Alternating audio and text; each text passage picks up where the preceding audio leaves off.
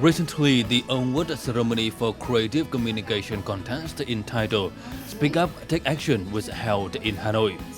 The contest was open from August 20th to September 25th, 2020, aiming at seeking creative communication products for ending violence against the women and girls in Vietnam and calling on the community, especially the young people, to speak up, take action. The contest was organized by the Center for Studies and Applied Sciences in Gender, Family and Women and Adolescents in collaboration with the United Nations Population Fund, UNFPA, and the Korea International Cooperation Agency, KOICA, and Ánh Dương House in Quảng Ninh Province, and the Vietnamese Women newspaper. The contest is an opportunity to find out the gaps in information, education, and communication about gender-based violence based on common opinions in the community or existing gender stereotypes. These are reflected through the contest entries so as to suggest original ideas, innovative proposals, and new recommendations for communication and programming to prevent and effectively respond to violence against women and girls.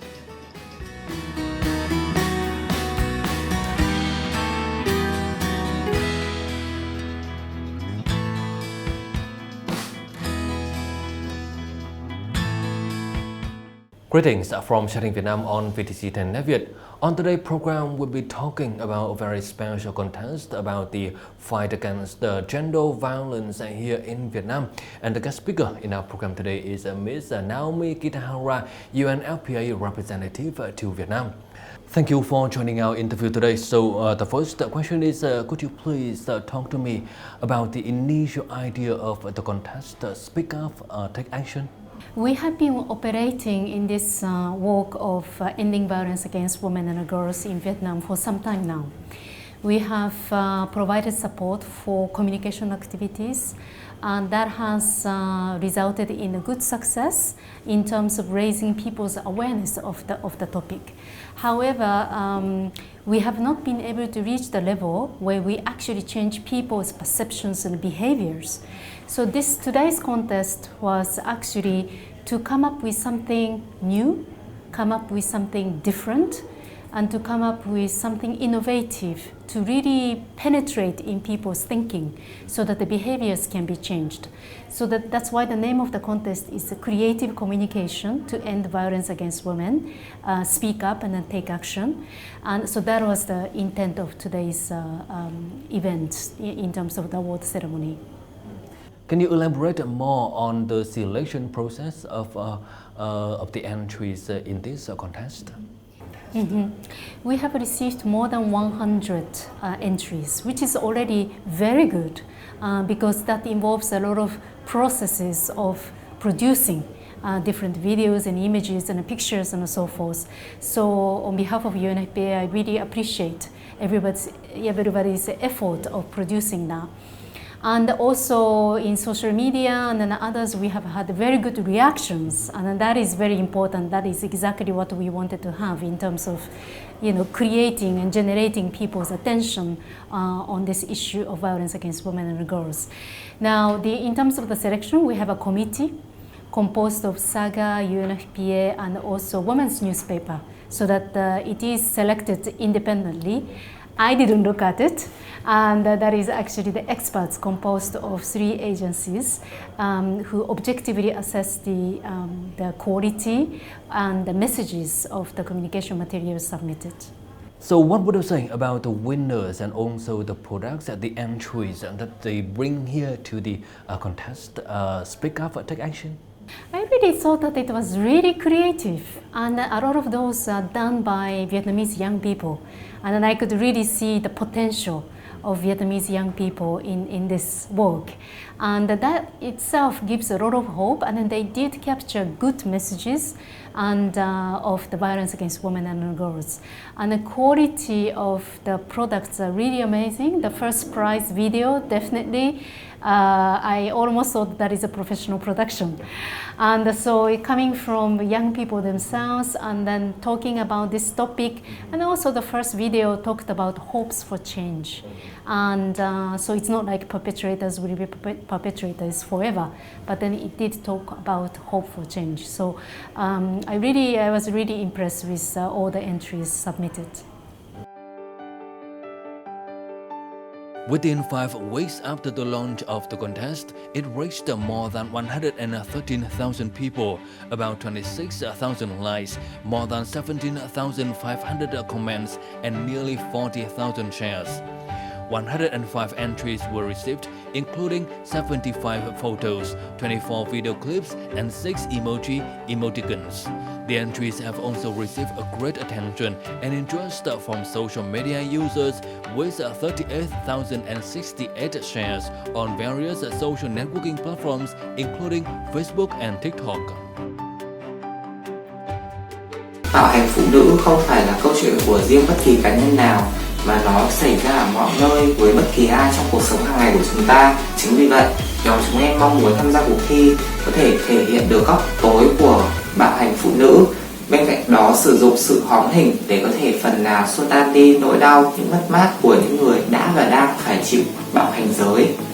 Mình tham gia cuộc thi với một lý do rất là đơn giản, bởi vì là ý nghĩa của cuộc thi đó chính là ngăn ngừa và chấm dứt bạo lực đối với phụ nữ và trẻ em gái. Mình cũng có con gái và mình cảm thấy rất là xót xa trước những cái thông tin bạo hành diễn ra đối với trẻ em ở trên đất nước Việt Nam. Vì thế là mình muốn cái tình trạng này nó có thể được ngăn ngừa và chấm dứt hoàn toàn thì tốt. According to the UNFPA-supported 2019 National Study on Violence Against Women, nearly 63% of Vietnamese women experienced one or more forms of physical, sexual, emotional, and economic violence. Violence against women and girls happens anywhere, anytime, and it has a negative impact on personal life, communities, and the country. Mình cũng muốn nhắn nhủ tới các bậc phụ huynh, các bậc làm cha mẹ, khi hành động bất cứ một việc gì trong gia đình thì cũng nên nghĩ đến các bé. Ở độ tuổi của các bé rất dễ bị tổn thương, do đó thì cái thông điệp chấm dứt bạo lực giới và trong gia đình cũng như là trẻ em gái cũng rất là cần thiết trong xã hội. Thông điệp mà bọn em muốn gửi gắm trong cuộc thi này đến với mọi người đó chính là dù bạn là ai, bạn ở đâu, nếu như bạn là nạn nhân của bạo hành thì xin hãy đừng mất niềm tin vào cuộc sống, bởi vì sẽ luôn có những người xung quanh đứng lên, đấu tranh và bảo vệ cho bạn. Để ngăn ngừa và chấm dứt tình trạng bạo lực đối với phụ nữ và trẻ em gái, hãy bắt đầu hành động ngay từ chính gia đình của mình. Và người đàn ông hãy là người biết quan tâm, chia sẻ và lắng nghe những tâm sự của người phụ nữ, để từ đó là chỗ dựa vững chắc cho họ chống lại những bất công và định kiến của xã hội.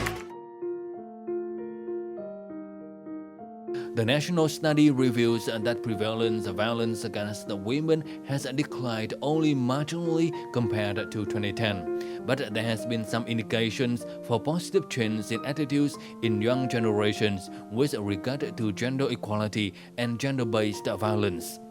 Therefore, this creative communication contest aims at encouraging individuals and groups of authors, but especially young people, to develop unique, innovative, and encouraging communication products to convey the right messages on gender equality and call on communities to speak up and take action to end violence against the women and girls.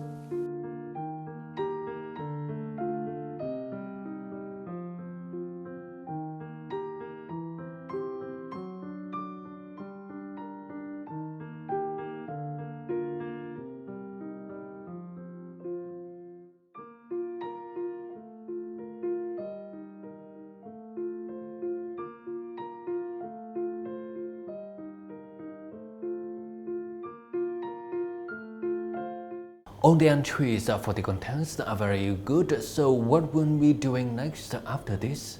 Yeah, definitely this is not the end of the story. and there is a process followed. We have a lot of activities planned to end violence against women and girls. Every possible event would be utilized to deliver those messages, to use those videos and images and so forth.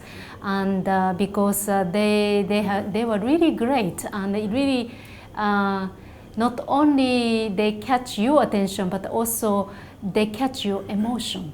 And that is important. When the people are touched emotionally, behaviors can change.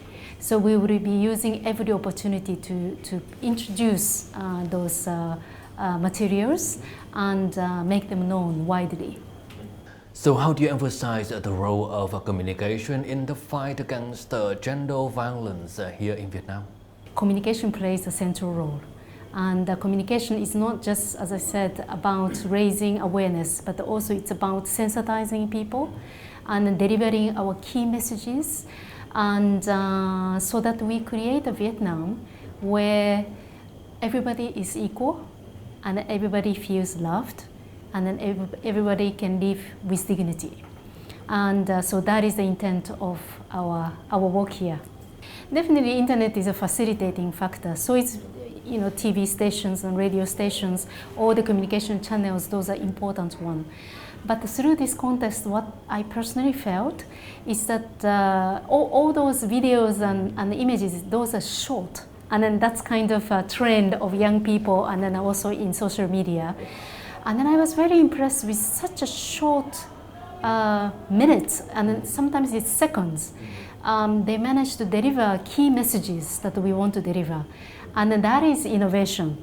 They don't necessarily have to talk forever about the issue or lecturing people, but within really a few seconds, they can really deliver the message about ending violence against women and girls. So internet, yes, definitely, and then internet is a facilitating factor to deliver such short products. It is said that nearly 63% of Vietnamese women experienced one or more forms of physical, sexual, emotional, and economic violence. Is it an unacceptable truth? Mm-hmm. It is unacceptable. And in fact, that when we compare the level of violence in terms of the prevalence with other countries in the region, in the Asian and Pacific region, Vietnam is rated in the middle, but that is not a relief message, because Vietnam now is a high middle income country, and Vietnam is a country which has been very successful to achieve social and economic progress in the past decade. And given that achievement, we expect also the level of violence a lot lower.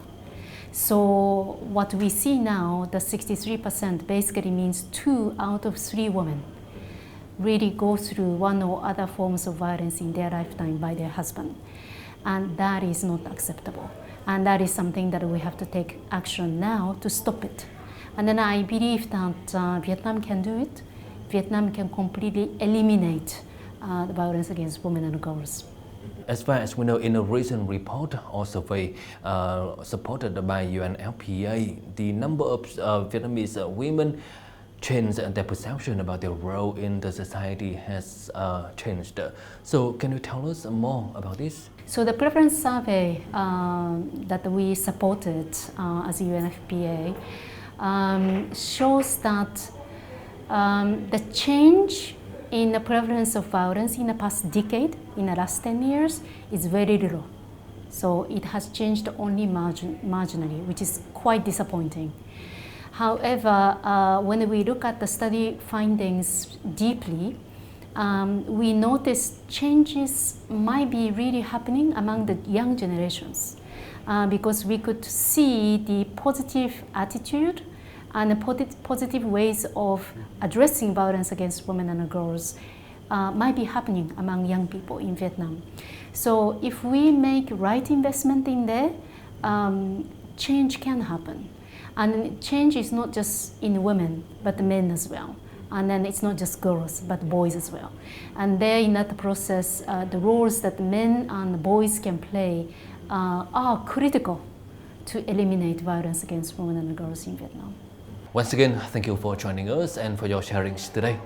Thank you very much. Thank you.